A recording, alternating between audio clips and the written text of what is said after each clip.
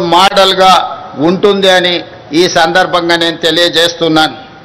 అదేవిధంగా మిత్రులారా, విద్యనే మన విజయానికి వజ్రాయుధమని నేను బలంగా విశ్వసిస్తున్నాను. ప్రపంచ స్థాయి అవకాశాలను అందుకోవడమే కాదు, శాసించే స్థాయి తెలంగాణ యువతకు రావాలి. దానికి విద్యనే ఒక మంచి మార్గం.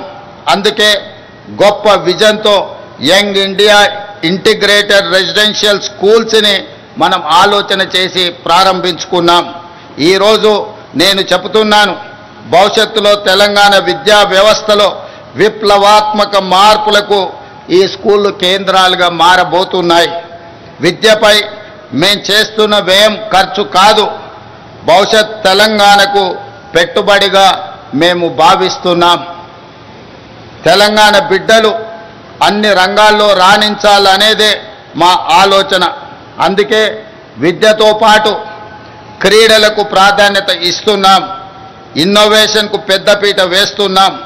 Young India sports university, young India skills university, young India police school రేపటి తెలంగాణ భవితకు భరోసా కేంద్రాలుగా మారుతాయి. రేపటి తరాన్ని యాచకులుగా కాదు, స్వీయశక్తిమంతులుగా మార్చాలన్న సంకల్పంతో పని చేస్తున్నాం. దీనికి అనుగుణంగా రాష్ట్ర విద్యా పాలసీని త్వరలో తీసుకురాబోతున్నాం. ఈనాడు తెలంగాణ రాష్ట్రంలో తెలంగాణ ఎడ్యుకేషన్ పాలసీని తీసుకురావడానికి ఒక కమిటీని నియమించి తెలంగాణ భవిష్యత్ అవసరాలను, అదేవిధంగా ప్రపంచ చిత్రపటంలో తెలంగాణ యువత యొక్క ప్రాధాన్యతను పెంచడానికి ఈరోజు మా ప్రభుత్వం లక్ష్యంగా పనిచేస్తుంది.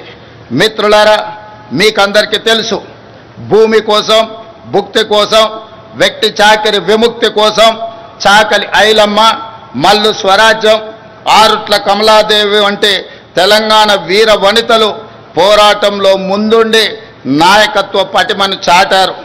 ఆ నాయకత్వ వారసత్వాన్ని పునికి పుచ్చుకొని నేడు ప్రజాప్రభుత్వంలో మన ఆడబిడ్డల విజయగాథలను దేశానికి ఆదర్శంగా నిలుస్తున్నాయి.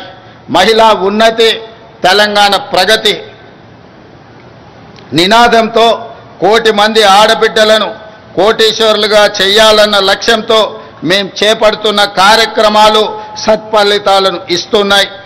ఇందిరా మహిళా శక్తి పాలసీలో భాగంగా నారాయణపేట జిల్లాలో మహిళా సమైక్య ఆధ్వర్యంలో ఏర్పాటు చేసిన పెట్రోల్ బంకు ద్వారా 6 నెలల్లో 15,50,000 రూపాయల లాభం ఆర్జించి అవకాశం ఇస్తే అద్భుతాలు చేయగలరని మా ఆడబిడ్డలు ఈనాడు నిరూపించడం జరిగింది.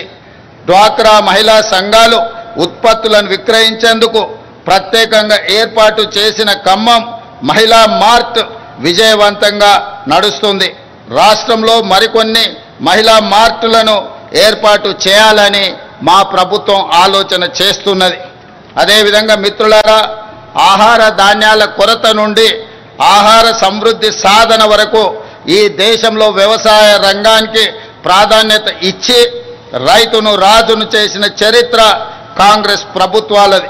హరిత విప్లవం నుండి ఉచిత విద్యుత్తు వరకు, రుణమాఫీ నుండి రైతు భరోసా వరకు రైతుల కోసం మనం రూపొందించిన సంక్షేమ పథకాలు ఎప్పటికప్పుడు కొత్త చరిత్రను సృష్టిస్తున్నాయి. ఆ వారసత్వాన్ని ప్రజాప్రభుత్వం కూడా మరింత గొప్పగా కొనసాగిస్తుంది. రాష్ట్రంలో 25,35,000 మంది రైతులకు 20,616 కోట్ల రూపాయల రైతు రుణమాఫీ చేసి రుణ విముక్తులను చేసిన రాష్ట్రము దేశంలోనే తెలంగాణ మొట్టమొదటిది. మాఫీ ఈ దేశంలో ఏ రాష్ట్రం చేయని విధంగా రైతులను ఆదుకునే ప్రయత్నం మా ప్రభుత్వం చేస్తున్నది. ఇందిరమ్మ రైతు భరోసా కింద 9 రోజుల్లో 9,000 కోట్ల రూపాయలు రైతుల ఖాతాలో వేసి పెట్టుబడికి భరోసా ఇచ్చాం. ఆర్థిక పరిస్థితి సహకరించకపోయినా రైతుల సంక్షేమ విషయంలో రాజీ పడలేదు.